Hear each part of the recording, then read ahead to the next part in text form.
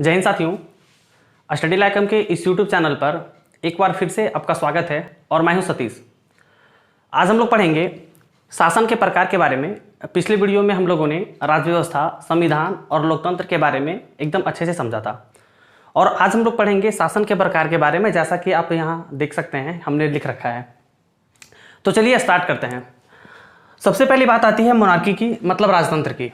राजतंत्र मतलब वैसा देश जहाँ का शासन किसी राजा के हाथ में होता है, तो वैसे देश को हम लोग राजतंत्र बोलेंगे। जैसे आप लोग देख सकते हैं कि अभी के टाइम में जितने भी सारे जो अरब देश हैं, अरब देश कहने का मेरा मतलब यह है कि जैसे आप सऊदी अरब की बात कर सकते हैं, सऊदी की बात कर सकते हैं, आप कतर की बात कर सकते हैं, आप यूएई की बात कर सकते हैं। तो ये सारे जितने भी देश हैं, और भी सारे देश आते हैं अरब में, तो ये जितने भी सारे देश हैं वो सारे के सारे देश के यहाँ पे राजतंत्र मतलब मोनार्की चलता है।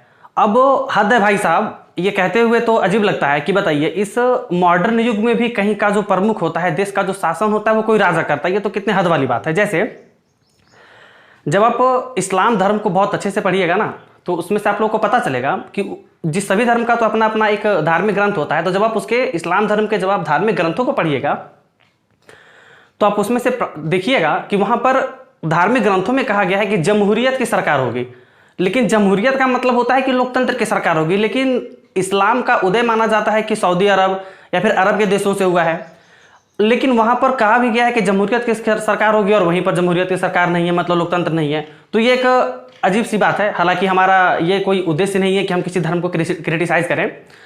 और चलिए दूसरा हम लोग के पास आता है डिक्टेटरशिप। डिक्टेटरशिप का मतलब तानाशाह। अब तानाशाह होता क्या है, तो देखिए तानाशाह का मेन मतलब होता है कि वहां पर सैनिक शासन होगा। सैनिक शासन का मेरा तात्पर्य यह है कि वहां की जो शासन होगा वो सारा का सारा शासन सेना अपने कंट्रोल में ले लेती है। अब जैसे आप ऐसे समझ सकते हैं कि 1998 में पाकिस्तान के जो प्रधानमंत्री थे वो नवाज शरीफ थे, और उस समय जो वहां के जो सेना के जो जनरल थे पाकिस्तान के, वो थे जनरल परवेज मुशर्रफ। उस चोटा क्या किया कि नवाज शरीफ का जो तख्ता पलट कर दिया और खुद जो है वो राष्ट्रपति, खुद जो है वो अपना सत्ता को अपने कब्जे में ले लिया, और इस तरीके से वहां पर जो है वो एक तानाशाही शासन मतलब डिक्टेटरशिप वहां पर स्थापित कर दिया गया था। हालिया दिनों में आप देख सकते हैं कि म्यांमार में जो आंग सान सू की जो थी, वहां का भी जो सैनिक लोग थे, वो जनरल भी जो है वो आंग सान सू की को अपने सत्ता से हटा दिया और वो भी जो है वो वहां पर एक डिक्टेटरशिप कर दिया। उसके बाद आप बहुत सारा देख सकते हैं, जैसे अभी आप सीरिया के एग्जाम्पल को देख सकते हैं। आप अक्सर आए दिन न्यूज में सुनते होंगे कि सीरिया में लोग आते हैं, रूस आता है, अमेरिका आता है, बमबारी करके चला जाता है। तो वहां भी पहले डिक्टेटरशिप था, मतलब तानाशाह था। उसके बाद आप बात कर सकते हैं इराक के बारे में। इराक के कौन, सद्दाम हुसैन। आपको तो पता है कि अमेरिका उसको फाइल निपटा दिया। अब इराक में भी जो था वो एक सैनिक शासन ही था, मतलब डिक्टेटरशिप ही चलता था। उसके बाद आप मिस्र की बात कर सकते हैं, जिसमें से आपको होस्नी मुबारक की बात कर सकते हैं, वहां के शासक थे, उनका भी ऐसे फाइल निपट गया। अब यमन की बात कर सकते हैं, जिनके शासक थे शेख अब्दुल्ला साले।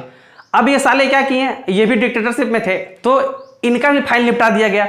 तो अब इसी तरीके से मतलब समझ सकते हैं कि वैसा देश जहां पर सेना किसी का तख्ता पलट कर देती है, और तख्ता पलट करने के बाद उस देश का जो कमान होता है उस कमान को वो अपने अंडर ले लेती है, तो वैसे देशों को हम लोग क्या बोलेंगे, वहां के जो शासन प्रणाली होगी उस शासन प्रणाली को क्या बोलेंगे, डिक्टेटरशिप मतलब तानाशाही बोलेंगे। अब इसमें से हम बात कर सकते हैं, जर्मनी की बात कर सकते हैं। जैसे अभी की जर्मनी नहीं, जो पुरानी जर्मनी थी, मैं उसकी बात कर रहा हूं। अब जर्मनी की अगर हम बात करेंगे तो जर्मनी में क्या, आप लोगों को पता होगा, हिटलर का तो सब लोग नाम सुने होंगे। हिटलर का तो एक फेमस बहुत अच्छा डायलॉग था कि किसी भी इंसानियत को इतना कुछ ना दो कि वो जिंदा रहने को ही आज़ादी समझे। और वही काम आज के दिनों में इजराइल भी कर रहा है, चाइना भी कर रहा है। आप लोग अक्सर देखते होंगे न्यूज़ में ये सब चीज़ें आती रहती है। तो जर्मनी क्या किया था, सेकेंड वर्ल्ड वॉर के टाइम में, मतलब द्वितीय विश्व युद्ध के टाइम में, वो अमेरिका की इतनी सारी जहाजों को, पनडुब्बियों को मार के तबाह कर दिया था। लास्ट में खैर वो अपना ज्वाइंट सुसाइड भी कर लिया था अपनी पत्नी के साथ में, लेकिन वो एक अलग बात है। लेकिन जर्मनी में भी जो था वो उस समय डिक्टेटरशिप मतलब तानाशाही था। उसके बाद अगर हम लोग बात कर सकते हैं तो नॉर्थ कोरिया। अब नॉर्थ कोरिया के तो बारे में आप लोग सबको जानते ही होंगे, किम जोंग उन जो पगला है, आप लोग जानते ही होंगे नॉर्थ कोरिया के बारे में। वो सीधे कहता है अमेरिका को कि तुम्हारे ऊपर हम परमाणु बम मार देंगे, हाइड्रोजन बम मार देंगे। तो वहां का भी जो सैनिक शासक है वहां पे, वो चाहेगा तो कुछ भी अपने देश के अंदर कर सकता है। पब्लिक को किसी भी तरह का कोई भी छूट नहीं है। उसके यहाँ का तो इतना खतरनाक रूल है ना कि साउथ कोरिया का अगर कोई गाना, अगर कोई आदमी नॉर्थ कोरिया में अगर सुने तो उसको सीधे उसको सजाए मौत दी जाती है। इतना वहां का खतरनाक रूल होता है नॉर्थ कोरिया में जो होता है। इसके बारे में इसका जो रूल होता है, किम जोंग उन पगला बहुत ही खतरनाक आदमी है। इसका तो रूल ही इतना अजब गजब है कि इसके देश में जब इसका बर्थडे आता है तो पूरे देश के लोग मनाते हैं। इनके दादाजी जब मरे थे तो उनका जब बरसी आता है, उस दिन जो नहीं रोएगा उसको तो सजाए मौत की सजा दी जाती है। मतलब ये बहुत खतरनाक आदमी है। उसी तरीके से अगर हम लोग बात कर सकते हैं तो जैसे देखिए, आप ऐसे समझिए कि जब भी सेना ना किसी भी शासक को जब उसकी कुर्सी के पद से हटा देती है और जब वहां पर वो खुद से काबिज हो जाती है ना, तो उसको कू कहा जाता है। कू, आप लोग इस चीज को ध्यान से समझिएगा, कू कहा जाता है। जब भी सेना किसी शासक को उसकी कुर्सी पर से हटा देता है और जब वो खुद उसके जगह पर वो खुद काबिज हो जाता है तो उसी को हम लोग कू बोलते हैं। अब जैसे ऐसे समझिए कि अभी पाकिस्तान में इमरान खान की सरकार है। अब वहां का जो अभी जो सेना के जो प्रमुख है वो है बाजवा। अब बाजवा चाहे तो क्या करेगा, पाकिस्तान का जो प्रधानमंत्री हैं इमरान खान, उसको वो हटा देंगे और खुद अपने सत्ता को वो संभाल लेंगे, जैसा कि परवेज मुशर्रफ किए थे 1998 में। तो वहां पर क्या हो जाएगा, कुशासन हो जाएगा। मतलब एक तरह का वहां पर सैनिक शासन, मतलब तानाशाही, डिक्टेटरशिप हो जाएगा। तो आप ये से देख सकते हैं, मैंने यहाँ पर आपको कुछ एग्जाम्पल भी दिया था कि जैसे म्यांमार को हम लोग देख सकते हैं, हम लोग सीरिया को देख सकते हैं। तो इसमें से बहुत सारे देश होते हैं, ये सारे के सारे जो होते हैं वो सैनिक शासन, मतलब एक तरह का डिक्टेटरशिप या हम लोग तानाशाही हिंदी में बोल सकते हैं, तो इसके अंतर्गत आते हैं। अब एक बात आती है, हम लोग के पास तीसरा एक टॉपिक बचता है कि चलिए ये दोनों को हम लोगों ने मोनार्ची को डिक्टेटरशिप को समझ लिया, तो एक तीसरी बात आती है कि कम्युनिस्ट क्या होता है, तो जिसको हम लोग साम्यवादी बोलते हैं। अब साम्यवादी क्या होता है, तो यहां पर ना एक पार्टी का पूरा एक ही पार्टी यहां पर जो होता है वो शासन करती है। जैसे आप लोग देखते होंगे चाइना मतलब चीन। अब चीन में क्या होता है ना कि वहां पर देखते होंगे नाम का लोकतंत्र है, लोग वोट तो करते हैं, वहां पर एक पार्टी की सरकार है। आप लोग शी जिनपिंग का नाम सुने होंगे, कोरोना किंग का, ठीक ना। अब वहां पर सिर्फ एक पार्टी की सरकार है जिसको लोग बोलता है CPC, ठीक ना, जिसमें से China communist party of China, आप लोग इसका नाम सुने होंगे। तो वहां पर संसद भवन है, संसद जो नियम पारित कर देगी वही नियम जनता को मानना पड़ेगा। वो नियम जनता के हक में है कि नहीं है उसको कोई मतलब नहीं है। मतलब एक तरह का दमनकारी नीति को अपनाता है। इतना ना कुछ देता है वो अपनी पब्लिक को कि पब्लिक वहां पर जिंदा रहने को ही स्वतंत्रता समझ लेती है। तो इसको आप समझ सकते हैं कि चाइना जो होता है वो साम्यवादी है। मतलब ये जो तीनों है ना, ये तीनों के जो शासन है, ये तीनों के शासन बहुत खराब होते हैं। पब्लिक का जो यहां पर हाल होता है वो पब्लिक ही समझती है। जिंदा रहने को ही वो लोग बहुत ज्यादा समझता है कि हम जिंदा हैं। जैसे आप अक्सर सुनते होंगे कि चाइना में जो होता है वो कुछ दिन पहले चाइना में वहां के जो थे वो अली बाबा के जो फाउंडर थे, आप लोग जैक मा का नाम सुने होंगे, उन्होंने बस सिर्फ चाइना के खिलाफ इतना ही बोला था कि यहाँ के पास लोगों के पास पैसा नहीं है, उन लोगों को पैसा दिया जाए तो वो लोग बिजनेस स्टार्ट करेंगे। अब तुरंत उसको जो है वो शी जिनपिंग को बुरा लग गया, तुरंत उसको उठा दिया। अब बाद में कुछ दिन के बाद फिर उसको लाया भी गया था। तो आप समझ सकते हैं कि क्या स्थिति होती है चाइना में, ठीक है। अब एक तीसरी बात, अब हम लोग के पास एक नेक्स्ट आता है कि रिपब्लिक क्या होता है, मतलब गणतंत्र। आप लोग को मेन यही समझना है। और एक सबसे लास्ट में एक आखिरी में आता है डेमोक्रेसी।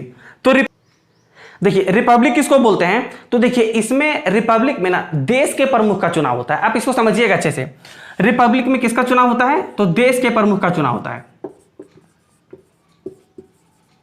अब देश के प्रमुख का मतलब नहीं समझे, कोई बात नहीं, अभी समझाते हैं। रिपब्लिक देश के का हम प्रमुख कहने का मेरा मतलब यह है रिपब्लिक में कि जैसे देखिए भारत है, तो भारत में एक शासन के प्रमुख होते हैं, एक देश के प्रमुख होते हैं।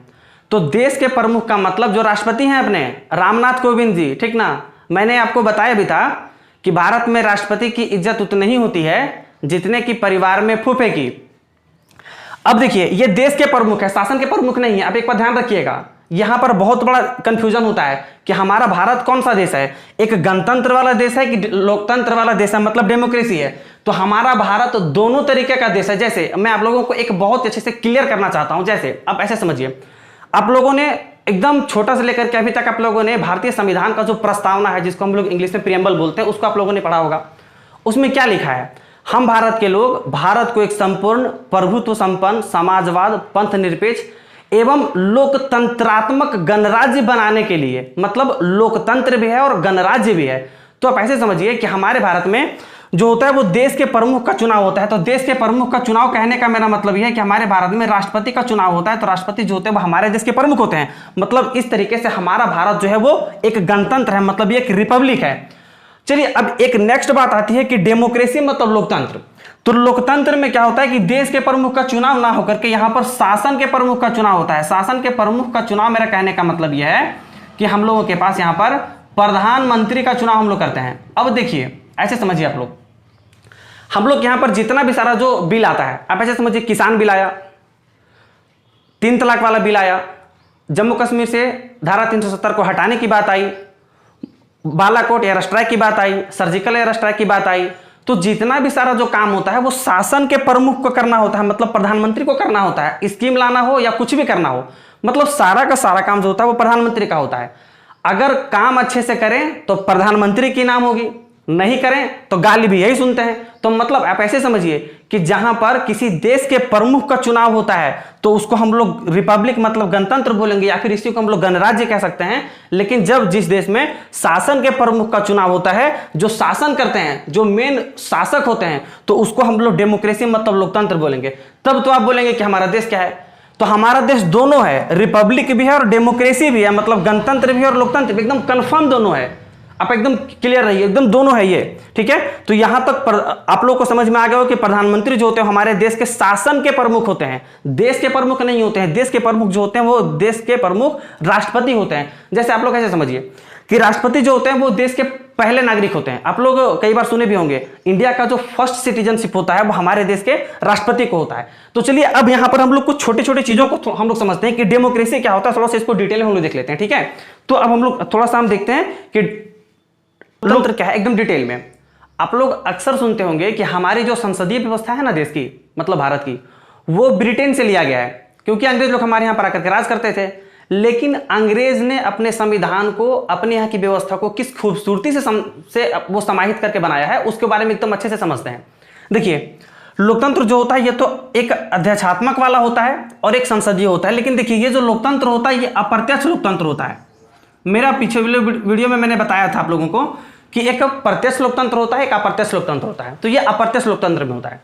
अब देखिए, हम लोग एक अध्यक्षात्मक वाला किसको बोलेंगे, तो देखिए, जब किसी देश की जो शासन व्यवस्था की जो बागडोर जो औपचारिक रूप से होती है वो राष्ट्रपति के हाथों में होती है, ठीक है। और उसी देश की जो शासन व्यवस्था की जो वास्तविक शासन की जो बागडोर होती है वो भी राष्ट्रपति के हाथों में होती है। तो उसी को हम लोग अध्यक्षात्मक बोलेंगे। जैसे अमेरिका के जो होते हैं वहां पर राष्ट्रपति होते हैं। तो आप तो इसको समझ गए होंगे क्लियरली, आई थिंक। अब देखिए, संसदीय में क्या होता है कि जहां पर औपचारिक शासन, जैसे मैंने आपको पिछले वाले में बताया कि हमारे देश के जो गणतंत्र में क्या होता है कि जब देश के प्रमुख का चुनाव होता है, मतलब राष्ट्रपति का चुनाव हो गया, तो उसी तरीके से यहां पर जब औपचारिक शासन जो होता है जब दूसरे आदमी के हाथ में होता है, मतलब राष्ट्रपति के हाथ में होता है हमारे देश में, वही जो होते हैं वो संविधान के सबसे बड़े रक्षक माने जाते हैं।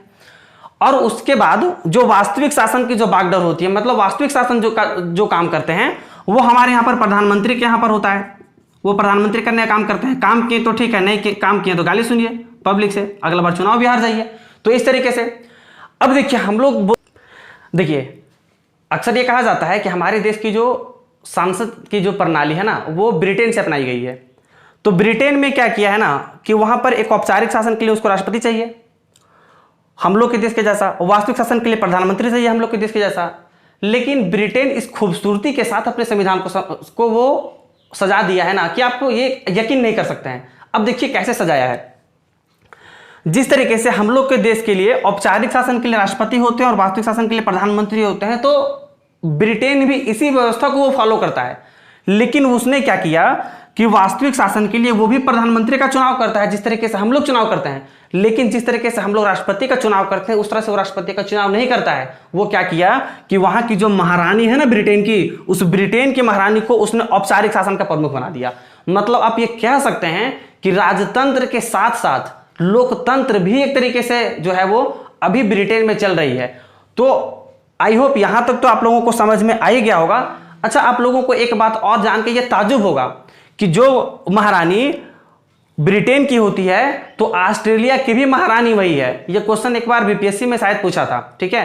तो ये ऑस्ट्रेलिया और ब्रिटेन ये दोनों की जो महारानी है वो एक ही महारानी है, ठीक है। तो आई होप आप सभी को यहां तक सारी चीजें अच्छे से क्लियर हो जाएगी। और चलिए मिलते हैं अब नेक्स्ट वीडियो में।